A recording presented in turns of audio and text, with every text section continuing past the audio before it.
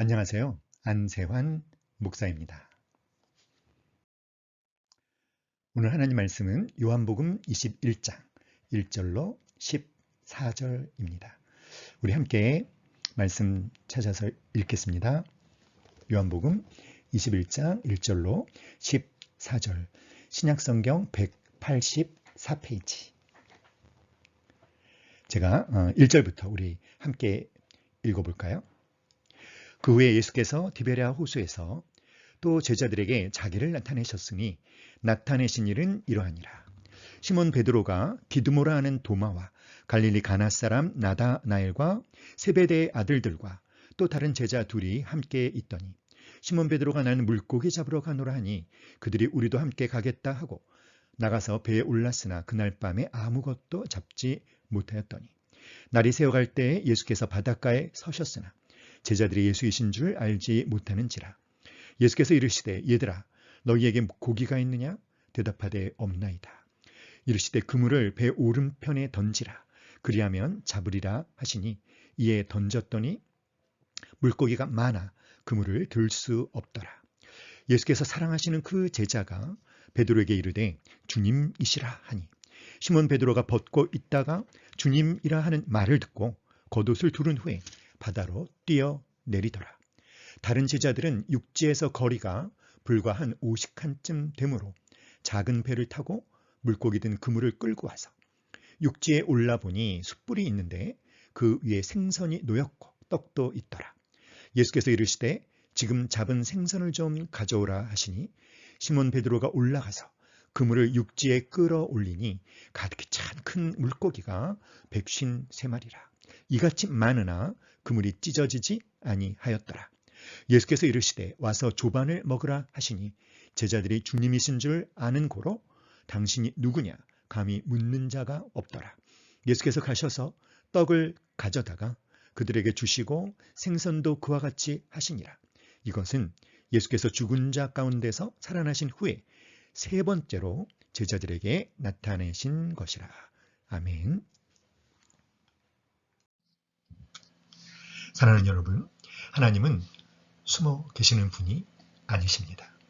그분은 자신을 나타내 보이시고 우리가 전혀 예상하지 못했던 때에도 우리를 찾아오셔서 만나 주시는 분이십니다.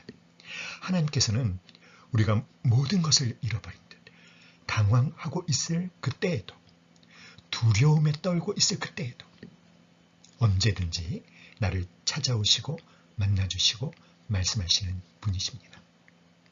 우리가 우리의 무능력을 자책하며 어떤 경우에는 정말 우리의 삶을 포기하고 싶을 그때에도 우리를 찾아오셔서 만나주시고 말씀하시는 분이십니다.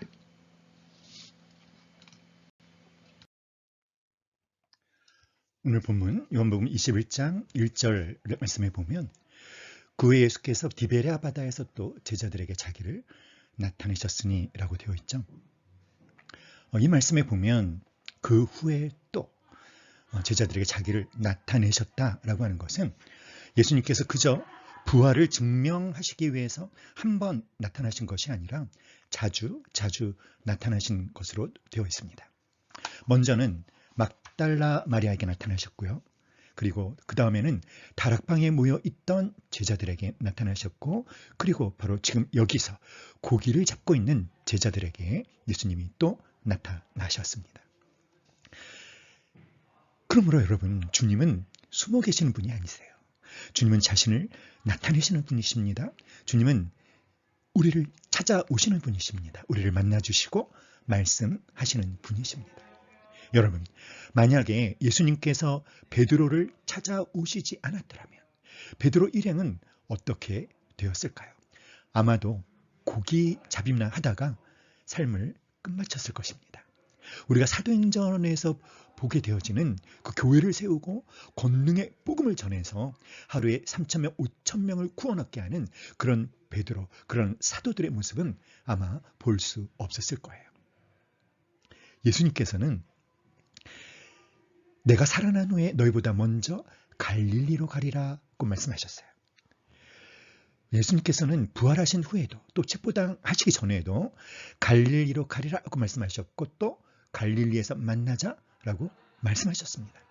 왜 부활하신 주님께서 제자들에게 갈릴리로 가라 하셨을까요? 그것은 주님께서 제자들을 땅 끝까지 이르게 하셔서 복음의 증인으로 삼으시기 위해서입니다. 그러면 예루살렘에서 곧바로 땅 끝을 향해 보내시지 않고 왜 제자들을 하필이면 갈릴리로 가라고 하신 걸까요? 제자들에게 있어서 갈릴리는 어떤 곳일까요? 제자들에게 있어서 갈릴리는 삶의 터전이고 생존의 현장입니다. 그러니까 그 삶의 터전, 그 생존의 현장에서 주님을 믿는다는 것이 어떤 의미인지, 그 삶의 터전, 생존의 현장에서 부활의 주님의 그 증인이 된다는 것이 무엇을 의미하는 것인지를 새롭게 정립하고 새롭게 시작하라는 것이지요. 왜냐하면 우리의 삶의 터전, 생존의 현장과 관계가 없는 믿음은 참된 믿음이 될 수 없기 때문입니다. 믿음이 좋은 한 형제가 있었습니다. 최근에 이 형제는 아주 힘들어하고 있습니다. 이 형제가 힘들어하는 이유는 신앙의 어떤 근본적인 회의가 생겼기 때문이 아닙니다. 주님이 나의 죄를 용서해 주신 것을 믿지 못하기 때문도 아닙니다. 주님이 부활하셨고 지금도 살아 계신다라고 하는 것을 믿지 못해서도 아닙니다. 이 형제가 힘들어하는 것은 자신의 신앙과 자신의 현실의 삶이 전혀 관계없는 것 같기 때문입니다. 말씀을 들을 때는 그렇게 기쁠 수가 없어요. 그러나 그 기쁨도 실제 생활 속에서는 아무런 힘을 발휘하지 못합니다. 현실로 돌아가면 돼 있는 것이 하나도 없습니다.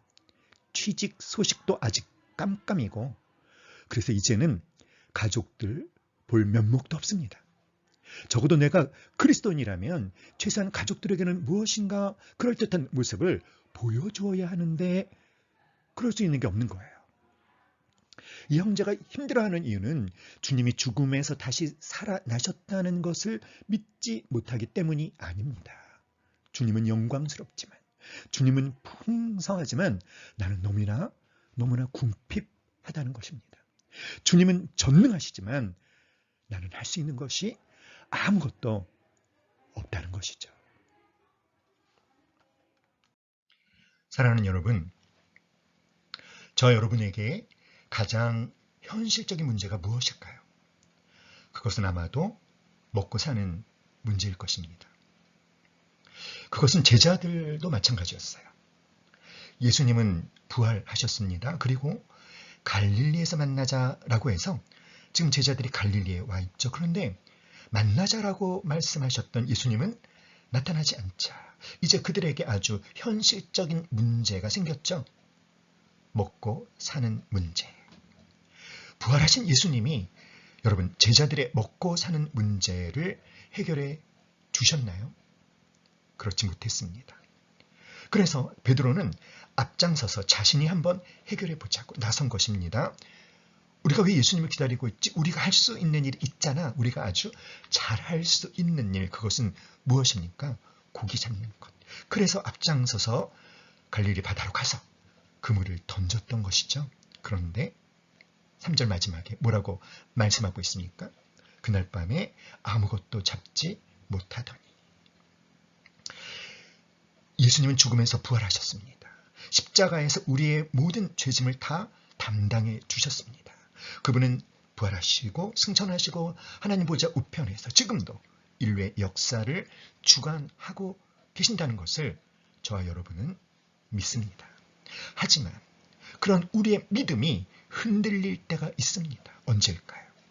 그런 우리의 믿음이 우리의 일상, 삶의 현장에서 일어나는 여러 가지 문제에 대해서 별로 도움이 되지 못한다라고 느껴질 때 우리는 참 당혹스러워할 수밖에 없죠. 베드로 일행은 차라리 갈릴리 바다로 가지 않은 것만 못했습니다. 왜죠? 물고기가 한 마리도 잡혀주지 않았기 때문이죠. 그러므로 이제 그들은 예수님을 기다려야 하는 그 제자로서도 실패했을 뿐만 아니라 고기 잡는 업으로서도 실패하고 말았어요. 어땠을까요, 여러분? 절망과 좌절이 몰려왔을 것입니다. 그리고 피곤에 피곤이 엄습해 왔을 것입니다. 그날 밤에 아무것도 잡지 못하더니. 이것은요, 예수 없이 살아가는 인생들의 슬픈 고백입니다. 예수 없는 인생이 얼마나 허무한지를 너무나 적절하게 표현해주고 있는 말씀입니다. 그날 밤에 아무것도 잡지 못하다니. 사랑하는 여러분, 제자들은 알아야 했어요. 그들이 왜 갈릴리에 왔는지, 갈릴리에서 무엇을 해야 하는지, 그들의 인생이 갈릴리에서부터 어디를 향해 나가야 하는지를 그들은 알아야만 했습니다. 그러나 그들은 그저 먹는 문제를 해결하기 위해 갈릴리에 있었고, 먹는 문제를 해결하기 위해 물고기를 잡으러 나갔던 것이죠. 그 잡은 고기로 이웃과 더불어 살겠다거나 잡은 고기를 판 돈으로 복음을 증거하는 데 사용하겠다거나 하는 그런 것이 아니라, 그들이 예전에 어부였고, 그리고 그들이 생계를 해결하기 위해서 가장 잘 할 수 있는 일이 또 무엇이니까? 고기 잡는 것이니까 아무 생각 없이 그냥 물고기를 잡으러 갔던 것이죠. 왜 고기를 잡아야 하는지, 그리고 그 고기 잡는 것이 예수님과 복음과 어떤 관계가 있는지에 대해서는 생각해 보려고 하지 않았습니다. 사랑하는 여러분, 우리가 우리의 삶의 현장에, 그 생존의 현장에 있는 이유는 무엇일까요?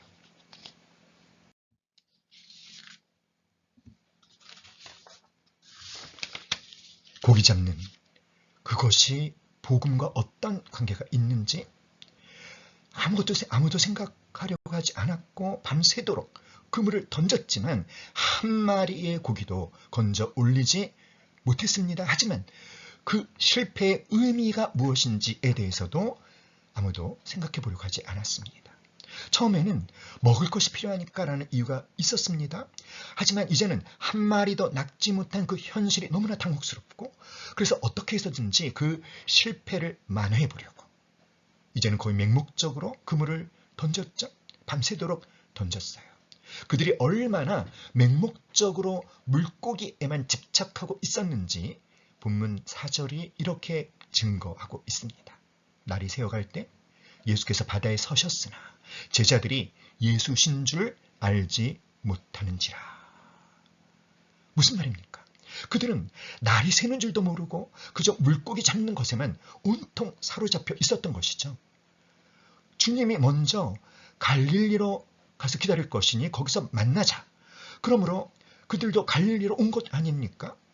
그러면 어떻게 해야 될 것입니까, 여러분? 주님이 언제 나타나실지 깨워서 그 주님을 기다리고 있어야 하는데, 그런데 부끄럽게도 그들 앞에 주님께서 이미 나타나 계셨음에도 불구하고 주님이신 줄을 전혀 알아보지 못했습니다.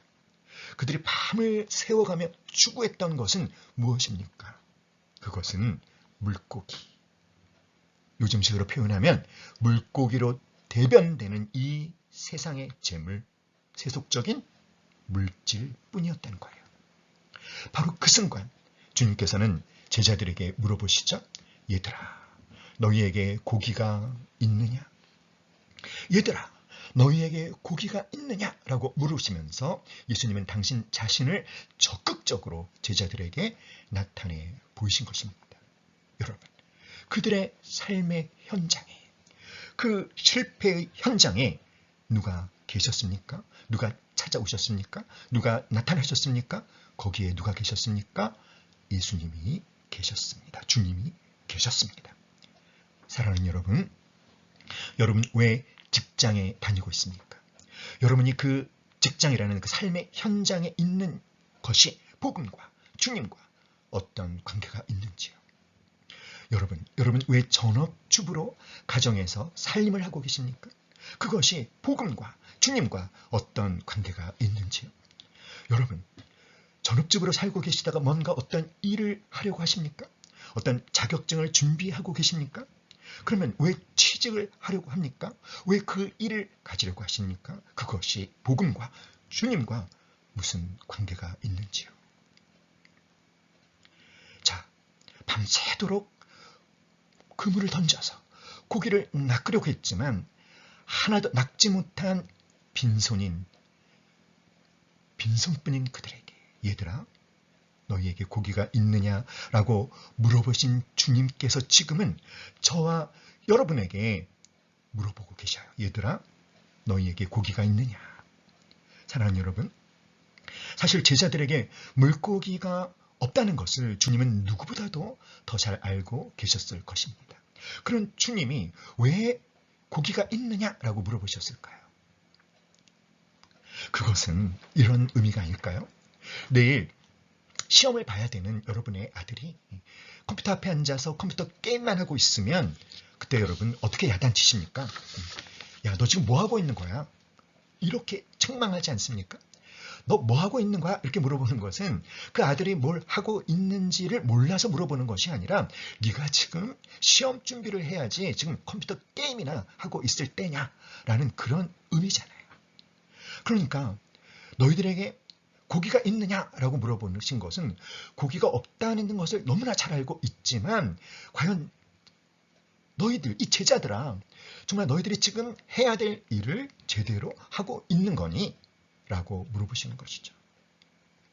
사랑하는 여러분, 갈릴리에서 만나자라는 예수님의 말씀을 따라 제자들은 갈릴리로 왔지만 그러나 갈릴리에 도착한 그들은 주님을 까맣게 잊어버리고 말았습니다. 그들이 그곳에서 해야 할 일이 무엇인지조차 망각해버린 채 그들은 단지 눈앞의 필요 때문에 그들의 욕구를 쫓아 모두 갈릴리 바다를 향해 물고기 잡이에 전혀 전심을 기울이고 있었던 것이죠.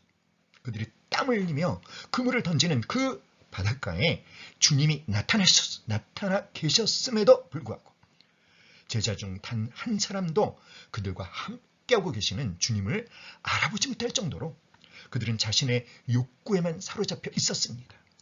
그러나 그 결과는 어땠습니까? 참담한 실패였습니다.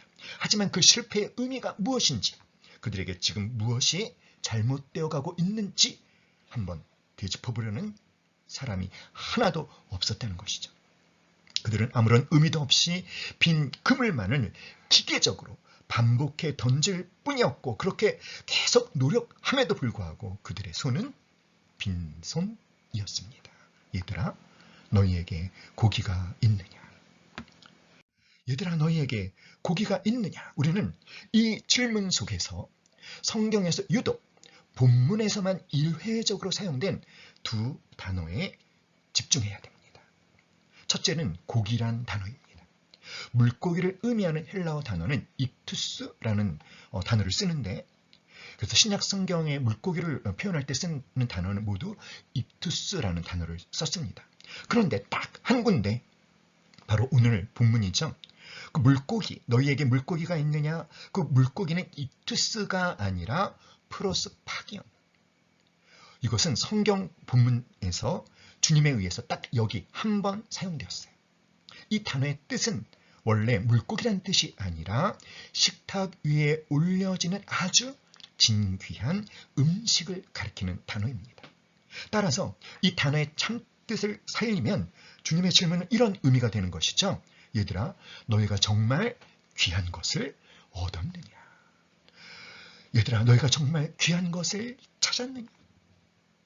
둘째로 주목해야 되는 것은 제자들을 부르시면서 사용하신 얘들아라는 단어예요. 파이디온. 이 파이디온이라는 단어는 아주 작은 어린아이들을 부를 때 사용되는 단어입니다. 그러니까 다 큰 어른들인 제자들을 부를 때 사용하는 단어로서는 어울리지 않는 거예요. 그런데 예수님은 제자들을 부르실 때 아주 작은 어린 아이들을 부르는 것과 같은 얘들아 이렇게 부르셨어요. 그것은 무엇입니까? 이 철없는 것들 이렇게 부르시는 거죠. 지금 자신들이 해야 할 것이 무엇인지, 있어야 할 곳이 어디인지, 그것을 알지 못한 채 단지 허망한 바다에서 헛수고만을 헛된 것만을 밤을 새어가며 열심히 추구하고 있는 제자들이 예수님의 눈에는 어떻게 보였을까요? 아주 철없는 어린 것들로 보였다는 것입니다. 그래서 주님께서 이렇게 말씀하고 있는 거예요. 이 철없는 것들아, 그렇게 살아서는 귀한 것을 절대로 얻을 수 없단다. 사랑하는 여러분, 그렇다면 우리는 어떻습니까? 저와 여러분은 어떻습니까? 우리는 철부지 어린 아이들입니까? 아니면 철든 성인 어른들입니까? 무엇인가를 잡으려고 그처럼 애를 써온 저와 여러분의 손에 과연 귀한 것이 있는지요? 진실로 귀한 것을 얻으셨습니까? 쿠바의 바닷가에 늙은 어부가 살고 있었어요. 어느 날 고기를 잡기 위해 바다로 나갔지만 어찌된 영문인지 한 마리의 고기도 건져 올리지 못했습니다. 하루, 이틀, 열흘, 20날이 지나 무려 83일이 지났지만 그의 손은 여전히 빈손이었습니다. 마침내 83일째가 되는 날 길이가 무려 18척이나 되는 거대한 청새치를 만나서 사흘 밤낮 사투를 벌인 끝에 간신히 그 청새치를 낚았습니다. 그 정도의 크기라면 지난 석 달 동안 공친 것을 보충하기도 남을 정도였죠. 늙은 어부는 황홀한 만족감으로 집을 향해 뱃머리를 돌렸습니다. 그러나 기쁨도 잠시. 늙은 어부는 뜻하지 아니한 상어떼의 공격을 받게 됩니다. 이번에는 자신이 잡은 청새치를 지키기 위해 상어떼와 사투를 벌이지만 그러나 해안에 도착했을 때 그에게 남아있는 것이라고는 청새치의 앙상한 뼈뿐이었습니다. 그것은 어떤 것이었을까요? 그저 쓰레기에 불과한 것이었어요. 결국 늙은 어부는 그 쓰레기 같은 것을 얻기 위해서 90일이라는 귀한 시간을 허비했던 것이죠. 해밍웨이의 노인과 바다입니다. 쫓을 수 없는 것을 쫓아서, 가질 수 없는 것을 가져서, 그리고 열심히 땀을 흘렸지만, 사투를 벌렸지만 결국은 허망하게 빈손이 되어버린 그 늙은 어부의 두 손. 여러분의 손이 그 늙은 어부의 빈손과 같지는 않으신지요? 사랑하는 여러분, 저와 여러분과 오즈의 마법사에 나오는 도로시는 공통점이 많습니다. 오즈의 마법사에 등장하는 주요 인물들은 마법사에게 한 가지 각각 소원을 갖고 나오죠. 도로시는 집으로 가는 길을 찾고 있고요. 허수아비는 지혜를, 양철로 만들어진 사람은 심장을, 겁 많은 사자는 용기를 갖고 싶어합니다. 오즈의 마법사가 자신들의 소원을 들어줄 수 있다라고 믿은 그들은 잔뜩 긴장한 채 마법사에게 나와서 용기를 내 소원을 말합니다. 그런데 마법사는 그들이 각각 자신들의 가치를 증명해 보인 후에만 그들이 원하는 것을 주겠다라고 말합니다. 자, 어떻게 그들의 가치를 증명하라고 요청합니까? 모든 악의 근원인 사악한 마녀를 물리치고 마녀의 빗자루를 가져옴으로 그들의 가치를 증명해주면 그들이 원하는 것을 주겠다라고 말하죠. 결국 그들은 마법사의 말을 따라 성벽을 타고 올라갑니다. 그리고 마녀의 밀랍을 만듭니다. 마녀의 밀랍을 만들면서 그런데 그들은 놀라운 사실을 깨닫게 됩니다. 그들 자신 스스로 악을 이길 수 있다는 사실을 깨닫게 됩니다. 그들은 지혜로움이야말로 최악의 것도 최상의 것으로 만들 수 있고 마법사 없이도 자신들은 얼마든지 무슨 일이든 자신이 원하는 것들을 할 수 있다는 사실을 깨닫게 되죠. 여러분, 오즈의 마법사가 주는 교훈은 무엇일까요? 그것은 이런 것입니다. 당신은 이미 당신이 원하는 모든 것을 가지고 있다. 당신은 이미 당신이 필요한 모든 힘을 가지고 있다. 충분히 깊이 그리고 멀리 보라. 당신이 할 수 없는 것은 아무것도 없다는 것을 발견하게 될 것이다. 어떤 사람은 오제 마법사에 등장하는 마법사를 보면서 하나님을 떠올리기도 하지만 여러분 절대로 속아 넘어가서는 안 됩니다. 오제 마법사는 이 시대의 대부분의 사람들이 쫓아가고 있는 이 세상 정신을 선전하고 있다는 것을 우리는 알아야 합니다. 이 세상 정신이란 무엇일까요? 이 세상 정신이란 누구든지 열심히 노력하기만 하면 열정적이고 능력 있는 사람이 될 수 있다라고 주장합니다. 누구나 자신의 잠재적인 능력을 최대한 이용하면 자기가 원하는 것을 성취할 수 있는 충분한 가능성들을 다 갖고 있다라고 말합니다. 그러면서 실제로 아주 화려하게 자신을 성취한 사람들을 모델로 제시하면서 당신도 성공할 수 있습니다. 당신도 성공해야 합니다. 라고 주장하며 사람들을 압박합니다. 그래서 사실 오늘 살고 있는 모든 사람들은 성공에 대한 강박관념을 갖고 있지 않습니까? 성공하면, 최고가 되면, 물질적으로 풍족하면, 능력이 많아서 많은 업적과 성과를 이루면 그러면 행복해질 수 있다라는 확고한 신념을 갖고 오늘도 열심히 성공을 향해 질주하는 인생들이지 않습니까? 바로 이 성공주의 신학이야말로 우리의 삶에서 아주 위험한 함정이라는 것을 알아야 합니다. 사랑하는 여러분, 그러나 우리가 또 알아야 하는 정말 우리의 삶에서 가장 위험한 함정이 따로 있는데 그것이 무엇이냐면 우리의 삶에서 가장 위험한 함정은 성공이나 명예나 권력의 추구에 있는 것이 아니라 그 바닥에 은밀히 감추어져 있는 자기 거부감입니다. 왜 그렇게 많은 사람들이 자신의 인생에 대한 해답을 성공이나 명예나 권력이나 부에서 찾으려고 할까요? 그 이유는 왜냐하면 자기 스스로를 한없이 가치 없는 존재로 여기는 자기 거부감 때문입니다. 스스로가 가치 없는 존재라고 생각될 때 자기의 가치를 보여주기 위해서 자기 스스로 자기 가치에 대한 확신을 갖기 위해서 사람들은 그 해결책으로 성공하려고 몸부림치는 것이죠. 모든 사람들이 성공하고자 하는 그 욕망에 갇혀버리고 말았어요. 부해지고자 하는 집착에 붙잡혀버리고 말았습니다.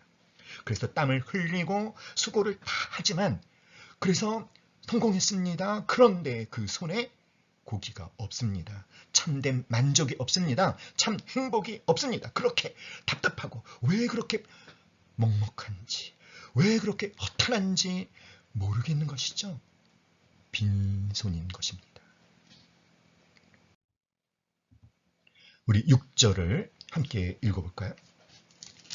요한복음 21장 6절 이르시되 그물을 배 오른편에 던지라 그리하면 잡으리라 하시니 이에 던졌더니 물고기가 많아 그물을 들 수 없더라.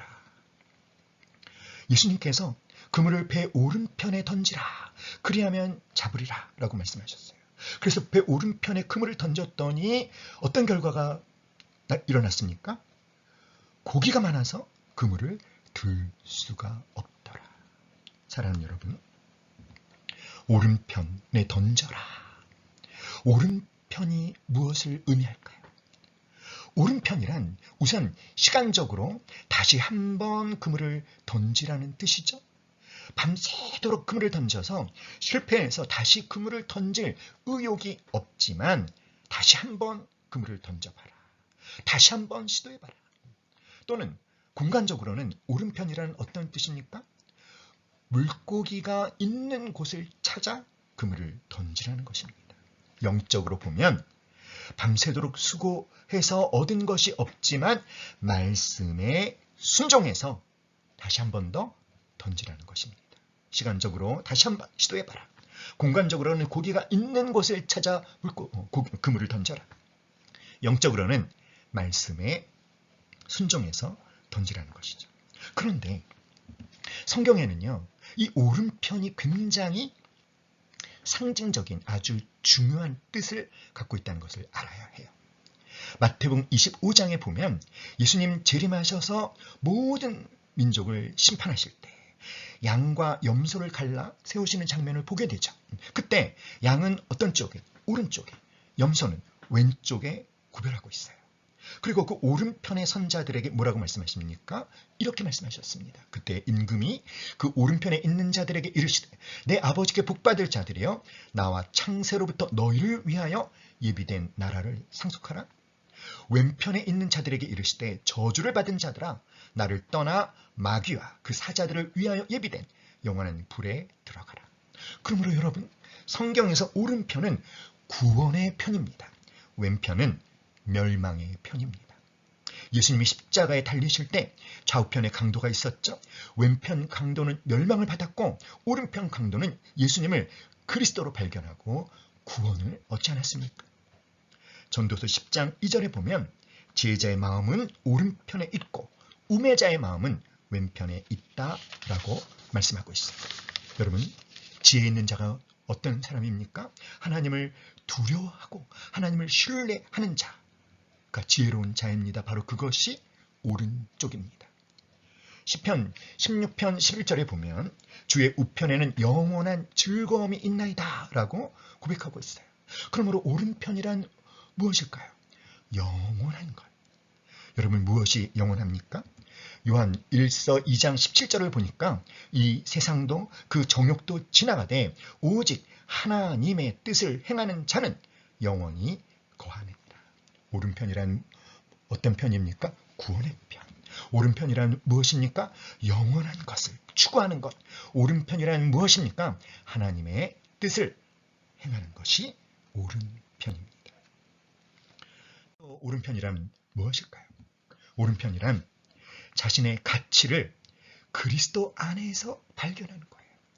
자신의 가치를 하나님의 자녀됨에서 발견하는 것이야말로 오른편을 추구하는 것입니다. 나의 가치를 어떤 일이나 어떤 능력이나 어떤 성공이나 어떤 업적에서 어떤 소유에서 찾는 것이 아니라 주님과의 관계 속에서 십자가의 그 복음 안에서 하나님의 자녀됨에서 나의 가치를 찾고 자기 가치에 대한 확신을 갖는 것이 오른편을 추구하는 거예요. 사랑하는 여러분, 저와 여러분이 만일 우리 자신의 가치를 어떤 일이나 능력에서 찾게 된다면 어떨까요? 어떤 성공에서 찾기 시작한다면 어떻게 될까요? 그런 사람은요, 곧 낙심되고 하나님이 아니라 사람들을 기쁘게 하는 일에 묶여버리고 말 것입니다. 여러 가지 욕구와 집착에 얽매여서 하나님의 말씀에 순종하여 전폭적으로 하나님께 자신을 맡기는 것이 점점 어려워질 것입니다. 사랑하는 여러분, 참된 믿음이란 우리 인생의 오른편을 쫓는 것입니다. 길이요, 진리요, 생명이신 주님 안에서, 주님의 말씀 안에서, 십자가의 복음 안에서 자신의 가치를 발견하고 확신을 갖는 것이 바로 우리 인생의 오른편을 쫓는 것입니다. 사랑하는 여러분, 우리는 발견해야 합니다. 주님께서, 주님 안에서 내 인생에 부여해 주신 그 의미가 무엇인지를 우리는 발견해야 됩니다. 그러므로 여러분, 지금 내가 무엇을 소유하고 있느냐, 내가 얼마나 많은 것을 이루었느냐 하는 것은 전혀 중요하지 않아요. 중요한 것은 지금 내가 내 인생의 오른편을 추구하고 있느냐, 그렇지 않느냐입니다. 사랑하는 여러분, 오른편이란 또한 하나님의 목적을 이루어가는 것입니다. 에베소서 4장 15절을 보니까요, 오직 사랑 안에서 참된 것을 하여 범사에 그에게까지 자랄지라. 그는 머리니 곧 그리스도라. 여기서 자라간다는 의미는 예수님을 닮아가는 것을 의미합니다. 여러분, 하나님께서 저와 여러분을 향해 갖고 계신 목적은 무엇입니까? 예수님을 닮아가는 것입니다. 사랑하는 여러분, 어린 아기들은 모두 귀엽죠. 그렇지만 그 아기들이 전혀 자라지 않고 계속 그 아기 상태로 멈추어 있다면 그것은 부모에게 기쁨일까요? 비극일까요? 마찬가지로 하나님은 저와 여러분이 성장하고 성숙해 가기를 원하십니다. 우리 인생의 목적은 바로 예수 그리스도를 닮아가는 것입니다. 하나님은 이 땅에 우리를 보내신 이유는 우리로 하여금 누구를 닮아가도록 하기 위해서? 예수님을 닮아가도록. 사랑하는 여러분, 그런데 우리가 예수님을 닮아가는, 우리가 성장하고 우리가 성숙하는 것은 어느 날 갑자기 되는 것이 아니에요. 그것은 과정입니다. 우리는 그 과정을 훈련이라고 부르죠. 영적인 성장은요, 결코 자동적으로 이루어지지 않습니다. 영적인 성장은요, 훈련 과정에 헌신할 때, 단지 훈련 과정에 참여할 때가 아니라 훈련 과정에 헌신할 때 영적인 성장이 일어나고 진행되고 이루어지는 것이죠. 그러므로 우리는 단지 훈련 과정에 참여하기로 결단하기만 해서는 안 되고 그 훈련 과정에 헌신하기로 결단해야 되는 것입니다. 사랑하는 여러분, 자녀는 태어나죠. 그러나 제자는 만들어집니다. 여러분이 지금 어떤 일에 헌신하고 있는지, 여러분이 지금 하고 있는 일이 어떤 일에 헌신하고 있느냐가 5년 후, 10년 후에 여러분의 모습을 결정짓는다는 것을 여러분 깨달으시기를 기도합니다. 사랑하는 여러분, 우리의 영적 성장은 시간이 흐른다고 자동적으로 이루어지지 않습니다. 신앙이 성장되지 않은 채 경력만 쌓여져가는 성도들이 교회 안에 참 많이 있죠. 어떤 분들은 전혀 다듬어지지 않았음에도 불구하고, 훈련받지 않았음에도 불구하고 자기 자신을 훌륭한 신앙인이라고 착각하고 있는 분들도 아주 많습니다. 그러나 분명히 알아야 되는 것은 영적인 성장은 의지적인 훈련이 있어야만 합니다. 성장하기 위해서 헌신과 노력이 필요합니다. 성장하기를 원해야 되고, 성장하려고 결심해야 되고, 성장하기 위해서 땀을 흘리며 노력해야 된다는 거예요. 영적 성숙은 신비한 열쇠만 찾으면 즉각 일어나는 그러한 것이 아닙니다. 인스턴트 영적 성숙이란 없습니다. 그러므로 사랑하는 여러분, 성숙에는 지름길이 없고 성숙이란 반드시 시간이 걸리는 과정이 필요하며 제자는 여러 훈련, 커리큘럼을 통하여 만들어진다는 것을 우리는 알아야 합니다. 사랑하는 여러분, 그 유명한 솔로몬 왕을 생각해 보세요. 그는 젊어서 아주 지혜로웠습니다. 하지만 아버지가 물려준 막대한 유산이 있었지만 그는 속사람의 지속적인 개발을 게을리했기 때문에 마지막에 가서는 분별력을 잃어버리고 자신과 그의 백성을 파멸의 구렁텅이로 빠뜨리고 말았습니다. 사랑하는 여러분, 하나님은 하나님의 사랑의 대상으로 이스라엘을 선택하셨지만 그들이 거룩한 백성이 되기 위해서는 끝없는 자기 훈련이 필요했습니다. 그래서 하나님은 그들에게 곧장 적과 꿀이 흐르는 가나안으로 인도해 주지 않으시고 먼저 애굽으로 보내셔서 노예살이를 하게 하셨어요. 그리고 광야의 궁핍 가운데 그들을 훈련시키시고 그런 다음에야 그 후손들이 목숨을 걸고 지켜야 할 율법, 율례를 주셨죠. 사랑하는 여러분, 신명기 8장 2절 3절 말씀 한번 읽어볼까요? 내 하나님 여호와께서 이 40년 동안에 내게 광야길을 걷게 하신 것을 기억하라.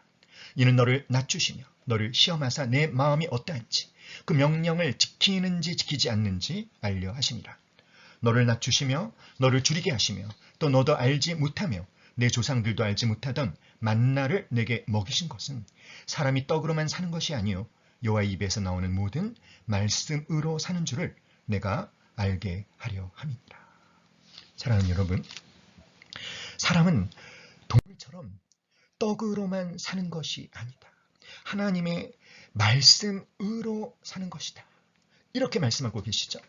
그래서 하나님은 이스라엘 자손들로 하여금 광야의 길, 그 시련의 땅을 걷게 하신 것입니다. 바로 그 광야, 그 훈련받는 땅, 그 훈련의 과정이 그들을 가장 사랑하고 그들을 너무나 기뻐해서 그들을 택하신 여호와 하나님께서 그들에게 주신 축복의 선물이었어요. 사랑하는 여러분, 인간의 가치는 하나님의 형상을 완성하는 자기 성장의 가치라는 것을 알아야 합니다. 인간의 가치는 자기 성장의 가치, 하나님의 형상을 완성하는 자기 성장의 가치고 자기 성장은 훈련을 통해서만 이루어진다는 것을 우리는 깨달아야 합니다. 그러므로 여러분, 훈련 받기를 거부하는 개인이나 민족은 살 이유가 전혀 없다는 것을 알아야 합니다. 어떤 사람들은 구약의 하나님은 사랑도 없고 어린 아이들까지도 무참히 죽이고 그렇게 하시는 아주 잔인한 하나님이라고 말합니다. 왜 하나님께서 가나안 족속을 진멸하라고 명령하셨을까요? 그것은 바로 인간의 가치가 하나님의 형상을 완성하는 자기 성장의 가치이기 때문입니다. 그러므로 자기 성장은 훈련을 통해서만 이루어지는데, 즉 바로 말씀을 통해서만 이루어지는데, 더 이상 훈련 받기를 거부하는 민족이나 개인은 더 이상 살아야 할 이유가 없다라고 말씀하고 있는 것이죠. 때문에 여러분, 우리는 하나님께서 이스라엘 백성들에게 행하신 일들을 보고 그 의미를 온전히 이해해야만 합니다. 하나님은 사랑하는 자기 백성에게 애굽의 비옥한 땅을 주시지 않았습니다. 도리어 홍해를 건너서 40년간의 시련의 훈련을 거치게 한 후에 지정학적으로도 항상 불안하고 그래서 쉽게 안주할 수 없는 길목과 같은 가나안 땅을 주셨던 것이죠. 항상 깨어서 하나님만을 의지해야지만 살 수 있는 가나안 땅. 그래서 가나안 땅을 시련의 땅이다 부르지 않습니까? 시험의 땅이다 이렇게 부르지 않습니까? 가나안 땅은요, 끝없는 자기 훈련의 땀 흘림이 없이는 한순간도 안주할 수 없는 땅이에요. 그런데 바로 그런 이스라엘 백성들의 모습이 바로 하나님의 백성들이 가져야 될 모습인 것입니다. 가나안 땅에서 이스라엘 백성이 그들에게 주신 자기 훈련의 의미인 하나님의 율법을 지키는 것을 등한시하고 가나안의 가치, 가나안의 세속적인 신들을 섬기고 바알 종교를 받아들여서 안일해지고 나태에 빠지면 하나님의 심판을 받을 수밖에 없는 곳이 바로 가나안에서의 삶이라는 것이에요. 하나님은 사랑의 하나님이시지만 창조의 하나님이시지만 동시에 훈련의 하나님이시며 징계의 하나님이심을 믿으시기 바랍니다. 제자들은 주님이 시키는 대로 오른편에 그물을 던졌습니다. 던졌더니 어떻게 되었습니까? 물고기가 많아서 그물을 들 수 없더라. 주님의 말씀을 쫓아 한 번 더 오른편에 그물을 던졌을 때 방금 전까지만 해도 그 물고기가 정말 씨가 말라버린 것 같던 그 갈릴리 바다에서 그물을 배 위에서 끌어올릴 수 없을 정도로 엄청난 물고기를 잡았습니다. 어떻게 그처럼 많은 고기를 잡을 수 있었을까요? 그 대답은 너무나 간단합니다. 주님께서, 전능하신 주님께서 바로 그 시간 제자들이 던진 그곳에 물고기를 집합시키셨기 때문이죠. 주님께서 허락하지 않으시면 그 넓은 갈릴리 바다에서 송사리 한 마리도 건져 올릴 수 없지만 주님께서 허락하시면, 주님께서 있게 하시기만 하면, 하나님의 영광이 함께 하시기만 하면, 성령의 기름 부으심이 임하기만 하면 텅 빈 갈릴리라 할지라도 그물을 들 수 없을 정도로 많은 물고기를 건져 올리는 갈릴리 바다로 변화된다는 것입니다. 사랑하는 여러분, 모세가 미디안 광야에서 하나님의 부르심을 받았을 때 그에게 아무것도 없었습니다. 그가 지닌 재산은 처갓집 소유의 양떼가 전부였어요. 굳이 모세의 소유를 따진다면 양을 치기 위해 나뭇가지를 꺾어 만든 마른 지팡이가 유일한 재산이었습니다. 그런데 마침내 모세가 하나님의 명령을 따라 출애굽의 대업을 이루기 위해 자신의 삶의 주권을 하나님께 완전히 넘겨드리고 애굽을 향해 출발할 때 출애굽기 44장 20절 말씀은 그 모세의 지팡이를 가리켜서 모세의 지팡이라 부르지 않고 하나님의 지팡이라고 말하고 있습니다. 그 마른 막대기에 하나님의 영광이 임하니까, 하나님의 영광이 임했을 때 그것은 더 이상 볼품없는 마른 막대기가 아니라 홍해를 향해 내밀면 홍해가 갈라지고 반석을 향해 내리치면 반석에서 생수가 터지는 하나님의 능력이 나타나는 하나님의 지팡이가 되는 것이죠. 황량한 벳세다 벌판에 남자만 5천 명이 넘는 그 수많은 군중이 먹을 것이 없어 굶주리고 있었을 때, 그런데 어린아이 한 명의 도시락, 보리떡 5개와 물고기 2마리, 그 아이가 자신에게 있는 전부 보잘것 없지만 하지만 주님께 드리오니 주님 마음껏 사용하시오.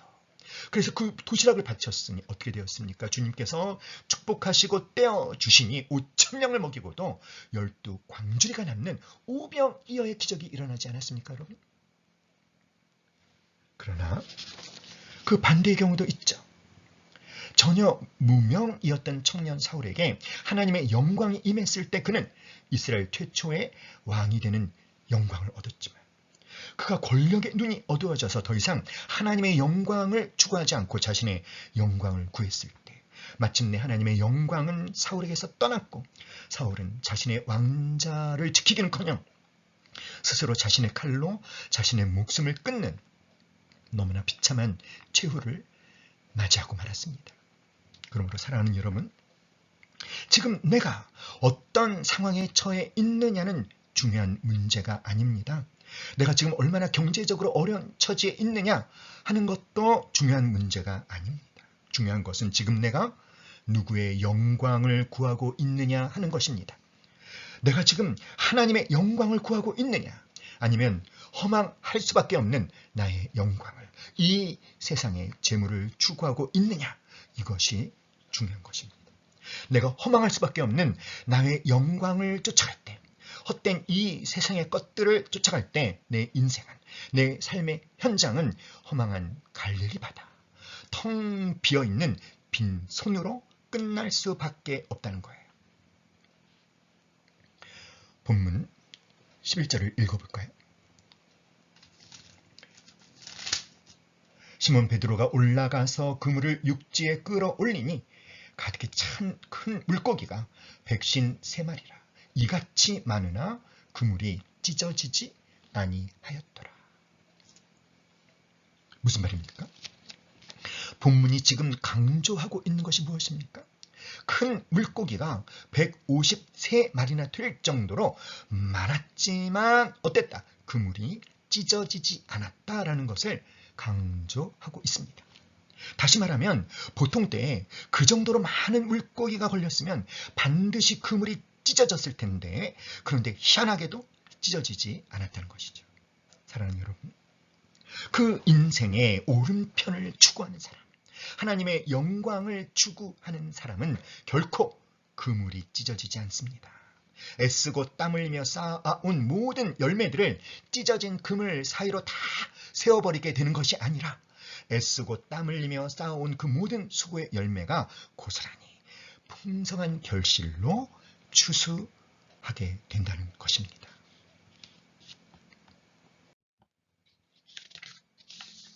12절을 읽어볼까요?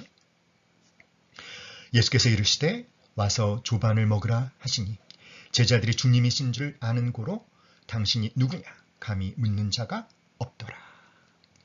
제자들이 주님을 잊어버린 채 허망한 갈릴리 바다에서 의미 없이 헛그물질을 하는 동안 주님께서는 그 한신스러운 제자들을 위해서 무엇을 하고 계셨습니까?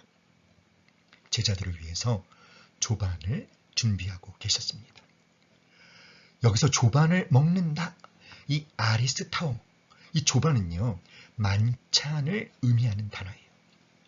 주님께서 제자들을 위해서 마련하신 음식이 우리가 일반적으로 생각하는 어떤 간단한 아침이 아니라 만찬처럼 성의를 다하여 준비된 풍성한 것이었음을 의미하는 것입니다. 그뿐만이 아닙니다. 13절은 이렇게 증거해주고 있습니다. 예수께서 가셔서 떡을 가져다가 그들에게 주시고 생선도 그와 같이 하시니라. 사랑하는 여러분, 자신들이 어떤 잘못을 했는지 너무나 잘 알고 있기 때문에 주님께서 친히 준비해 주신 그 만찬에 감히 손을 댈 엄두도 내지 못한 채 송구스러워하기만 하는 제자들에게 주님께서는 친히 음식을 나눠 주시기까지 하셨다는 거예요. 사랑하는 여러분, 주님은 어떤 분이십니까? 주님은요, 제자들에게 그 순간 필요한 것이 무엇인지를 정확하게 알고 계시는 분이십니다. 제자 중 그 누구도 그들의 배고픔을 주님에게 호소한 사람이 없었습니다. 제자 중 그 누구도 아침을 주님에게 부탁한 사람이 없었습니다. 여러분, 밤새워서 헛구물질을 하며 새벽을 맞이한 제자들 얼마나 허기가 졌을까요? 주님께서는요, 제자들과 떨어져 육지에 계셨음에도 불구하고 제자들에게 그 순간 정말 필요한 것이 무엇인지를 정확하게 알고 계셨다는 거예요. 두 번째, 주님께서는 제자들의 필요를 채워줄 수 있는 능력을 갖고 계셨습니다. 아무리 제자들의 필요를 알고 계셨다 할지라도 그 필요를 채워줄 수 있는 능력을 갖고 계시지 않았다면 무슨 의미가 있겠습니까? 그러나 주님께서는 제자들이 그물질하는 동안 친히 조반을 만들어 두셨죠. 그것으로 만족한 것이 아니라 육지에 막 도착한 제자들에게 이제 방금 잡은 생선을 가져오라고 말씀하시면서 주님께서 마지막 순간 제자들에게 그물이 차고 넘칠 정도로 많은 고기를 허락하신 주된 목적 중 하나가 바로 무엇이다? 제자들에게 조반을 만들어 주시기 위함이었음을 분명히 밝혀주고 계시는 것입니다. 주님의 능력이 아니었던들 그날 새벽에 그 조반은 불가능했을 것이므로 그 아침이야말로 주님의 전능하신 그 능력의 결과인 것이죠. 셋째, 주님은 어떤 분이십니까? 주님께서는 제자들의 필요를 정확히 아시고 그 필요를 채워줄 수 있는 능력을 갖고 계실 뿐만 아니라 제자들을 위해서 그 능력을 베풀어 주시는 넉넉한 사랑을 갖고 계시는 분이십니다. 제자들이 예수님께 어떻게 했습니까? 정작 주님을 지켜야 할 때 도망가 버리지 않았습니까? 베드로는 예수님을 3번이나 부인하지 않았습니까? 지난 밤만 해도 주님은 전혀 잊어버린 채 오직 욕망의 헛그물질만 해대던 어리석은 자들 아니었던가요? 그런 그들을 위해 그럼에도 불구하고 주님은 자신의 능력을 아낌없이 베풀어 주셨다는 거예요. 사랑하는 여러분, 출애굽한 이스라엘 백성들은 가나안 땅에 들어가기까지 40년을 광야에서 살아야만 했습니다. 사람 한 사람도 풀 한 폭에 물 한 방울 없는 광야에서 40년이란 긴 세월 동안 그들이 생존할 수 있었던 것은 하나님께서 그들의 생존을 책임져 주셨기 때문이죠. 하나님께서 날마다 만나를 내려주셨어요. 물이 없는 곳에서는 반석을 치셔서 필요한 물을 풍족하게 허락해 주셨습니다. 신명기 29장 5절에서 주께서 40년 동안 너희를 인도하여 광야를 통행케 하셨거니와 너희의 몸에 옷이 낡지 아니하였고 너희 발에 신이 헤어지지 아니하였으며. 얼마나 놀라운 기적입니까? 40년 동안 광야에서 사는 동안 먹을 것과 마실 것과 있으면 모든 것이 해결된 것일까요? 옷이 없으면 그 한밤중에 한길을 어떻게 견딜 수 있겠습니까? 신발이 없으면 어떻게 그 사막길을 걸어 다닐 수 있었겠습니까? 그런데 40년을 지내는 동안 옷이나 신발 헤어지지 않았고 낡지 않게 해 주셨다는 거예요. 사랑하는 여러분, 어떻게 그런 일이 가능할 수 있습니까? 하나님께서 당신의 백성들에게 필요한 것이 정말 무엇인지를 온전히 아시고 그 능력을 변함없이 베풀어 주신 까닭 아닐까요? 사랑하는 여러분, 이스라엘 백성들이 그런 은혜를 받을 만한 자격이 있는 사람들이 아니지 않습니까? 매일매일 하나님께서 내려주시는 만나를 먹고 물을 마시고 살아가면서도 끊임없이 하나님을 의심하고 하나님을 신뢰하지 못하고 조금만 어려움이 생기면 하나님을 원망하고 서운해하고 감사를 모르는 정말 믿음 없는 백성들이지 않습니까? 40년 동안 의복과 신발이 낡지 않고 헤어지지 않아도 그것을 하나님의 은혜로 여기기보다는 당연한 듯 여기고 하나님의 은혜에 감사치 않는 배은망덕한 사람들이지 않습니까?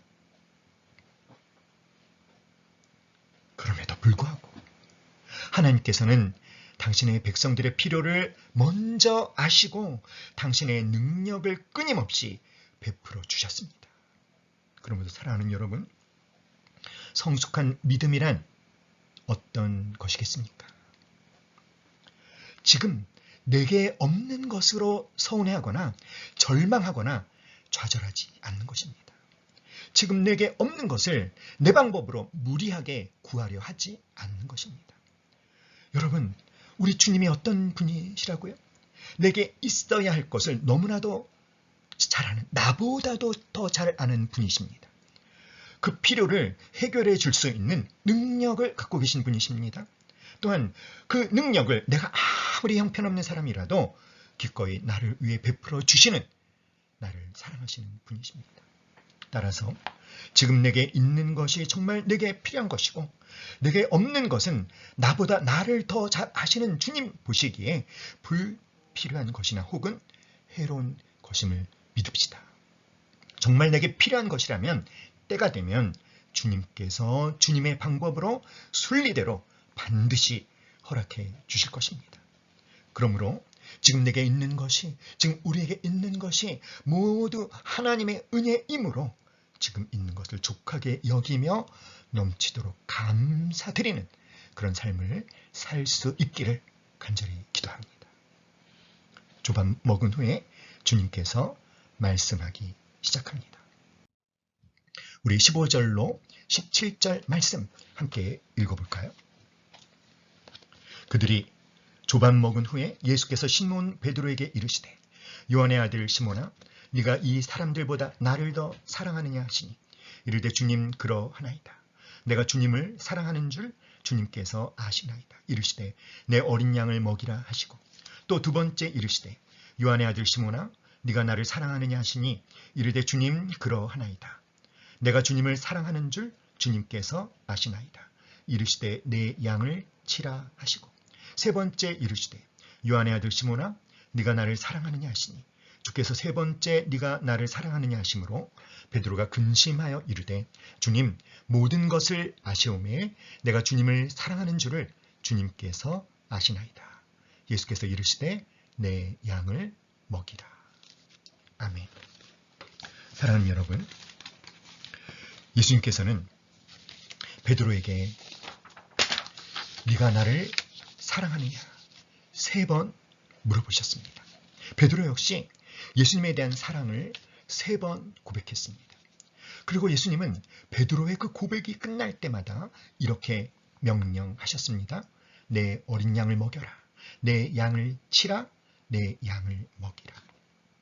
주님에 대한 사랑을 고백하는 베드로를 향해 이처럼 당신의 양을 치고 먹이라는 말씀을 3번 되풀이해 주심으로써 예수님께서는 베드로에게 예수님을 사랑한다는 것은 곧 예수님의 양들을 돌보는 것임을 일깨워주고 계신 것입니다.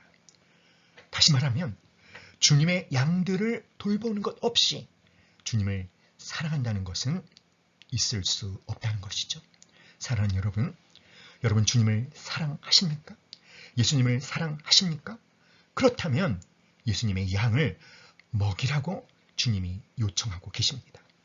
사랑하는 여러분, 여러분이 삶의 현장에 있는 이유가 무엇입니까? 네가 나를 사랑한다면 나의 양을 먹여라. 그렇습니다, 여러분. 이 땅에서 예수님께서 가장 귀하게 여기는 사람들은 어떤 사람들일까요? 그것은 바로 주님의 양들을 돌보는 제자 삼는 자들입니다. 그들에게 위임을 주십니다. 그들에게 권세를 주십니다. 그들에게 능력을 주십니다. 이 땅에서 주님이 가장 귀하게 여기시는 것은 주님의 양을 돌보는 것입니다. 사랑하는 여러분, 여러분 그리스도인이 되었습니까? 그런데 그리스도인은 되었으나 제자가 되지 못하고 있지는 않습니까? 여러분, 제자가 되셨습니까? 그러나 제자는 되었지만 제자 삼는 자는 되고 있지 못합니까? 만일 그렇다면 가장 귀한 것을 놓치고 있다는 것을 깨달으시기 바랍니다. 모든 그리스도인은 제자가 되어야 합니다. 모든 제자는 제자 삼는 자가 되어야 합니다. 합니다. 내 어린 양을 먹여라. 내 양을 치라. 내 양을 먹이라. 사랑하는 여러분, 제자로 살고 계십니까? 제자 삼는 자로 살고 계십니까? 저와 여러분이 제자로 사는 것이야말로 귀한 것입니다. 저와 여러분이 제자 삼는 자로 사는 것이야말로 정말 귀한 것입니다.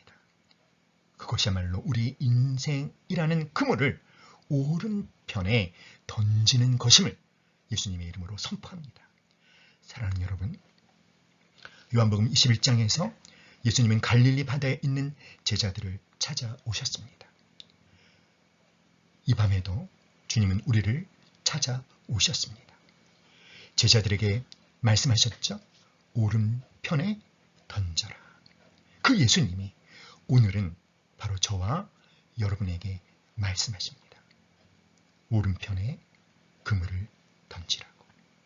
이 말씀에 온전히 순종하는 여러분 되시기를, 그래서 가장 귀한 것을 얻는 주님의 제자 삼는 자 되시기를 예수님의 이름으로 축원드립니다. 기도하겠습니다. 사랑과 은혜가 풍성하신 하나님 아버지, 오른편에 그물을 던지는 지혜로운 자들 될 수 있도록 인도하여 주시옵소서. 이 말씀이 우리의 삶을 이끌어갈 수 있도록 성령 하나님 역사하여 주시옵소서. 감사드리며 예수님의 이름으로 기도하옵나이다. 아멘.